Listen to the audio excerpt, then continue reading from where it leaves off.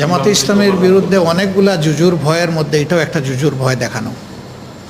তো আমরা দাবি করে বলতে পারি জামাতে ইসলামী আরপিওর যে শর্ত ছিল 30 ভাগ মহিলা থাকতে হবে সর্বপর্যায়ে, আমি জানি না অন্যরা কতটা এটা ফিল আপ করেছেন। জামাতে ইসলামী কিন্তু পুরোপুরি ফিল আপই শুধু করে নাই, মহিলাদেরকে যথাযথ সম্মান দিয়ে এর স্টেকটা মহিলাদের অনেক বেশি জামাতে ইসলামী।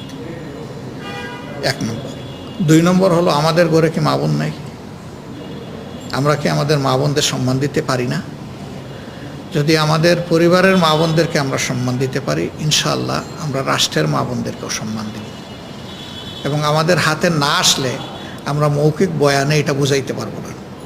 আল্লাহ যদি কোনোদিন এই জাতির খেদমতের জন্য আমাদেরকে কবুল করেন, তাহলে ইনশাআল্লাহ এদেশের নারী সমাজ সেদিন গর্ববোধ করবে এবং সেদিন তারা সম্মানের সাথে সমাজের সকল ক্ষেত্রে অবদান রাখবে ইনশাআল্লাহ।